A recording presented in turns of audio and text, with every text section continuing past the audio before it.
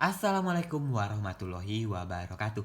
Dewan juri yang terhormat, perkenalkan kami dari tim Bioedu Universitas Ahmad Dahlan Yogyakarta dengan judul penelitian kami yaitu formulasi bioaktivitas ekstrak limbah kulit nanas, ananas komersial dan daun pepaya, carica papaya sebagai biolarvasi dan nyamuk Aedes aegypti.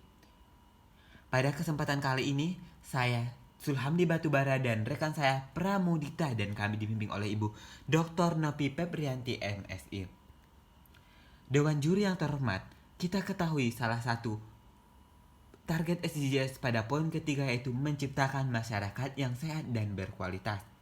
Hal ini berkaitan dengan mengurangi angka kematian akibat penyakit menular dan penyakit tidak menular. Demam berdarah merupakan penyakit tidak menular yang disebabkan oleh nyamuk Aedes aegypti sebagai faktor utamanya.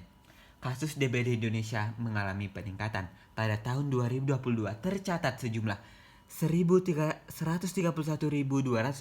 kasus dengan kematian 1.183 kasus.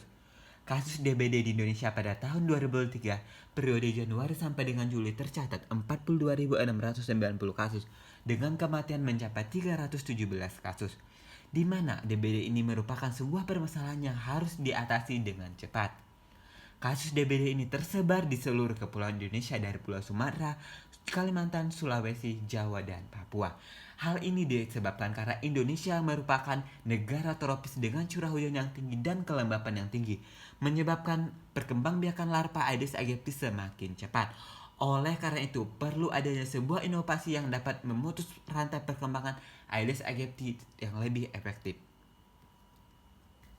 Menurut studi literatur yang kami telah gunakan, yaitu tentang uji aktivitas kombinasi uji infusa kulit nanas sebagai biolarvasida, ditemukan bahwa 50% infusa kulit nanas efektif sebagai biolarvasida.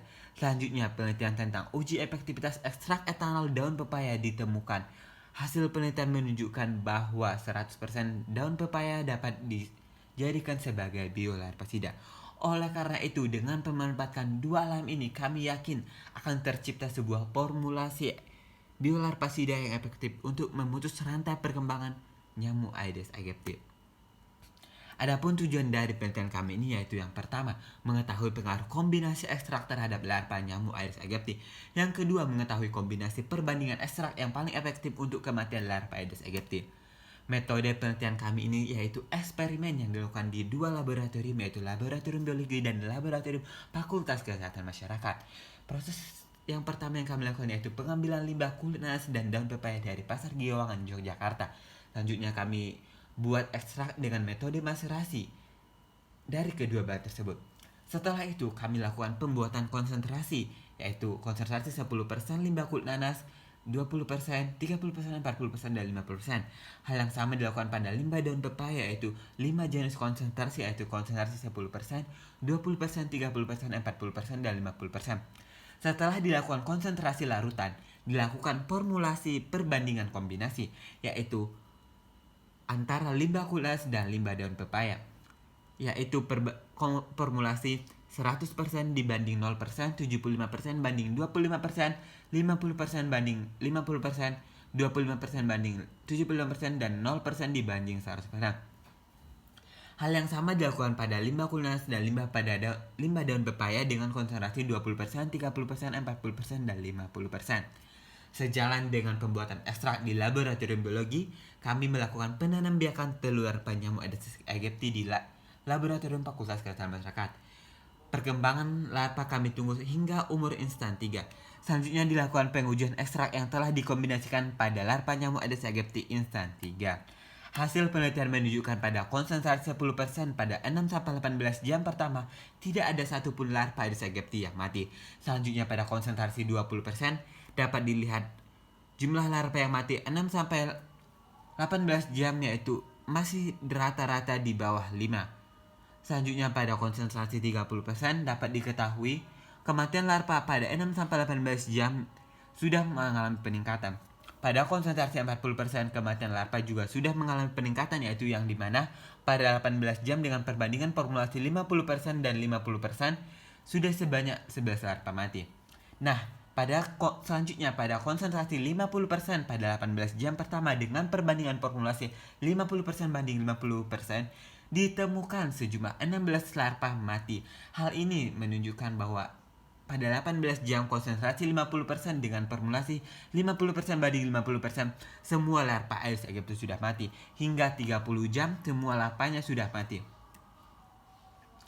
Inilah dia Biola papena dengan formulasi konsentrasi 50% daun pepaya dan konsentrasi 50% kulit nanas. Adapun manfaat dari Biola papena ini yaitu sebagai biolarvasida alami, yang kedua sebagai usaha pembangunan SDGs menciptakan masyarakat yang sehat, sejahtera, dan berkualitas. Selanjutnya mengurangi penggunaan larvasida kimiawi yang berbahaya bagi kesehatan jika diminum dan jika digunakan. Selanjutnya mengatasi pertumbuhan kasus DB di Indonesia. Adapun keunggulan dari produk Biola papena ini yaitu harga yang murah dan terjangkau karena berasal dari bahan alam yang kita buang selama ini. Selanjutnya ramah lingkungan, mengurangi limbah kunas dan memanfaatkan kembali daun pepaya, memberantas larva dalam kurun waktu 18 jam sampai dengan 30 jam. Selanjutnya berbahan alam. Adapun rancangan dari produk Biola papena ini yaitu akan dilakukan uji ketahanan produk, yang kedua yaitu pengawasan produk, ketiga hak paten, yang keempat produksi dan pemasaran. Hasil penelitian pembuatan Biola papena dari limbah kulit nanas serta daun pepaya yang seringkali kita buang dan tidak dimanfaatkan, kini telah ditemukan bahwa hasil ekstrak daun pepaya dan kulit nanas dengan konsentrasi 50% dengan formulasi 50% ekstrak daun pepaya dan 50% limbah kulit nanas mampu membunuh larva nyamuk Aedes aegypti dengan kurun waktu 18 jam sampai dengan 30 jam.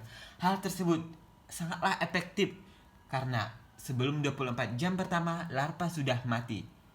Oleh karena itu, Biola papena ini merupakan solusi untuk mengatasi permasalahan nyamuk Aedes aegypti dengan sasaran utamanya adalah memutus rantai perkembangan larva Aedes aegypti. Biola papena ciptakan masyarakat sejahtera, bebas Aedes aegypti, bebas demam berdarah untuk Indonesia.